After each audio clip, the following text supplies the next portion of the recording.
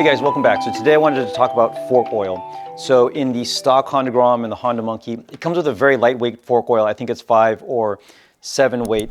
On all of my bikes, I've upgraded the internals to be the Racing Bros adjustable setup, which I like quite a bit, but in all cases, I had initially started off with the 5 weight oil, thinking as a lighter rider that I'd want a little more action, but I've found that particularly on the Track Monkey on the track, even dialing down the rebound and compression all the way down, there's still too much movement and I'm getting a pogo effect, which is unsettling the bike as I'm coming around turns. So on the Monkey, I've upgraded to a 20 weight oil, and that's helped out quite a bit. Yesterday, I was on a ride on the Repsol bike going through some canyons, and I found that with the 5 weight oil still in this bike, it's also somewhat unsettled going through the turns. So I'm going to upgrade the oil on this bike as well to a 20 weight, and I thought I'd take you through the process because even if you're leaving your stock internals for your Honda Grom or Monkey, upgrading the fork oil will make a big difference in how fast the suspension's moving and greatly improve the overall handling. So it's a pretty straightforward process, but let me take you through it. So we need to remove both fork legs. To do that, you need to first take off the wheel. And also before I do any of that, I like to break loose the top nut first. I believe this is a 36mm nut. Because of the way that I have this handlebar set up, I can't get a socket over it, so I'm just gonna use a crescent wrench to slightly loosen it so that we can take it off once it's not mounted on the bike. I'm gonna take off the wheel. And then there's different ways to suspend the bike.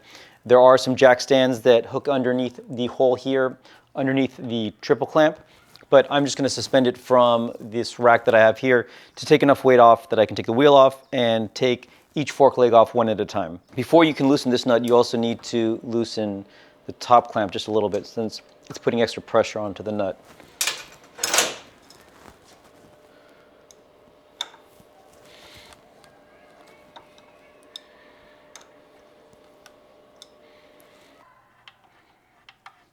So we need to remove the fender as well as the brake caliper. And then I'm going to loosen the wheel. It's a 14 on the bolt side and a 19 on the nut side. There's different ways to do this next step. I just use a couple of handlebar straps to wrap around my handlebar setup here. And then using a ratchet, suspend one end from the ceiling and then get these two loops together so it's pretty evenly pressured out.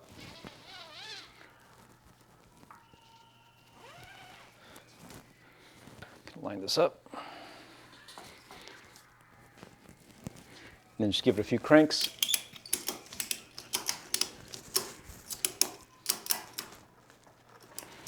Just so that it's barely floating there. Now with the weight off the wheel, you can completely take off the wheel.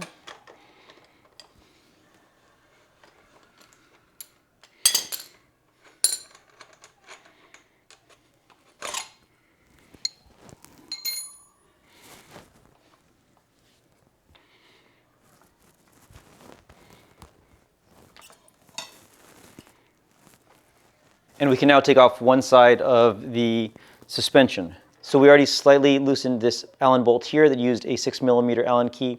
There's two more down here. When you're loosening these and tightening them, make sure that you're alternating between them because they kind of play off of each other.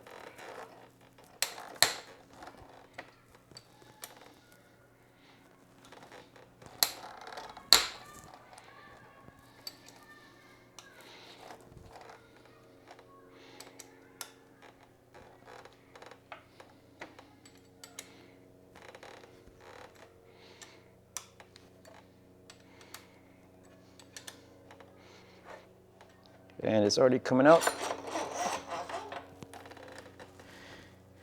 And there we go.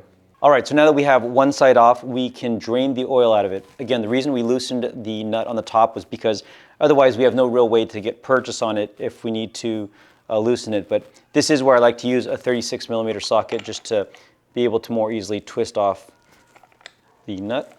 And don't worry, this side isn't under pressure. The spring side is on the other side.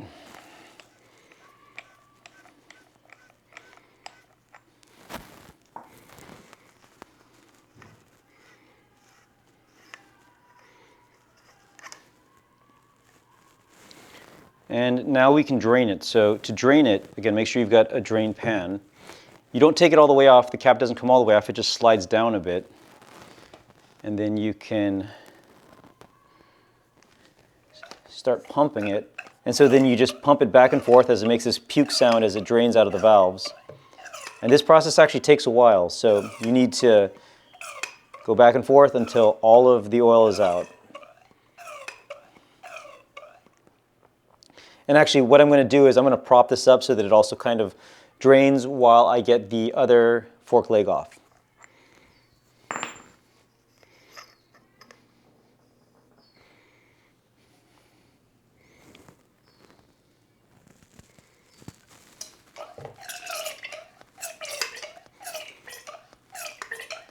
So with all of the old fluid flushed out, it's now time to put new fluid back in.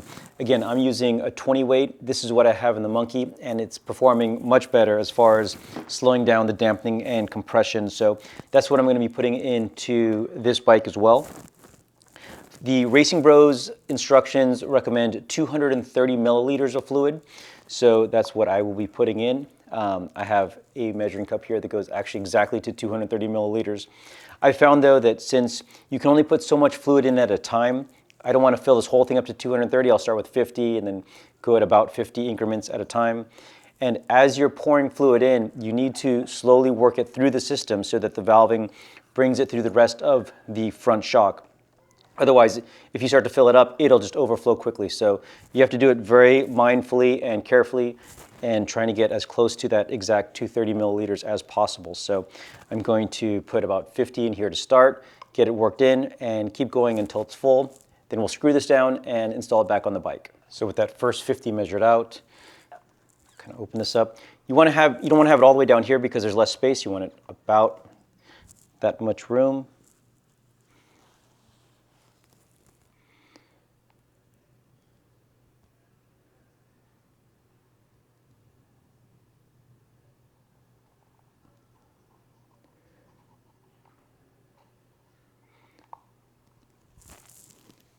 Get that in, slowly start working it through, and then add some more.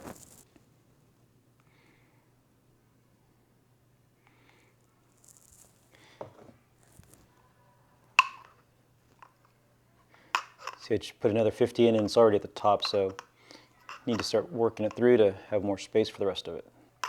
You can kind of hear it bubbling and gurgling through the system.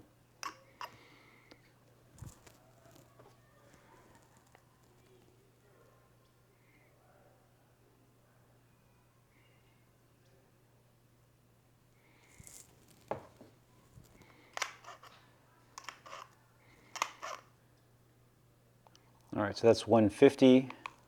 I've got 80 more milliliters to go.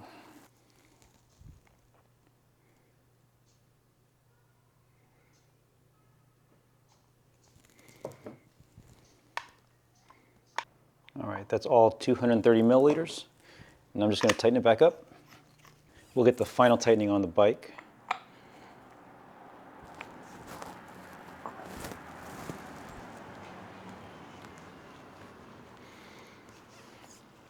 But this one is good to go. So I'm going to do the same on the other side and we'll throw these back on the bike.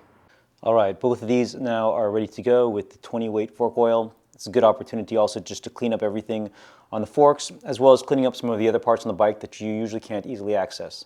Installation is just inverse of removal. The clamp bolts go down to 20 foot-pounds. I'm just gonna lightly snug them for now though, and I'll do final torquing once the bike's all together.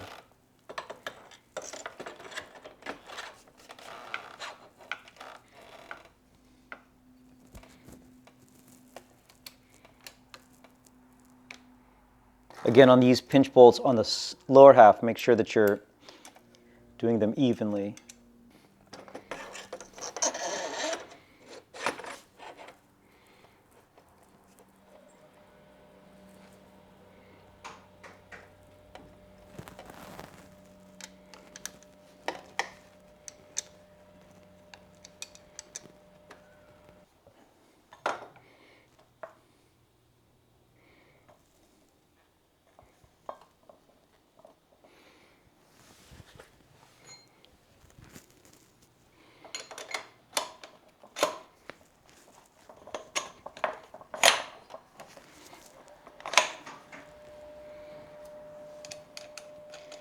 Caliper bolts torqued down to 22 foot-pounds.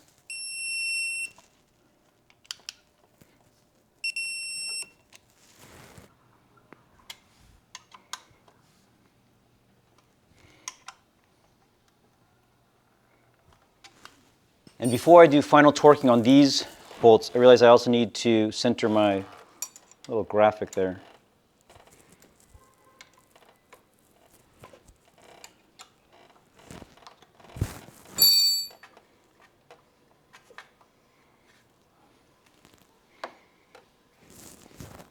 And before we tighten this down too much, we also need to now tighten down the top caps.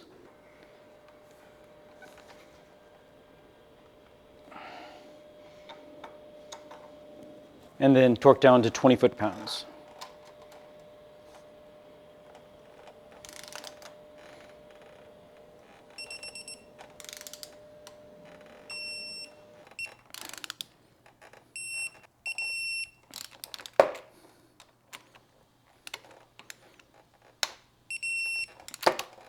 And then last step is to torque down the front wheel to 40 foot-pounds.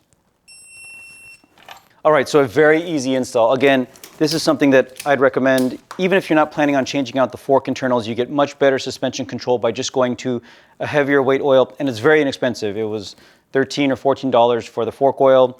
There weren't any special tools required other than a crescent wrench and some Allen keys. And again, other than me being able to suspend my bike from the roof, hopefully you have a similar situation, or again, you can use a fork stand. You could also use a floor jack if you were creative enough, but again, easy install, and hopefully this was helpful to you. So anyway, thank you everybody very much for watching. Stay tuned for more videos and keep on building.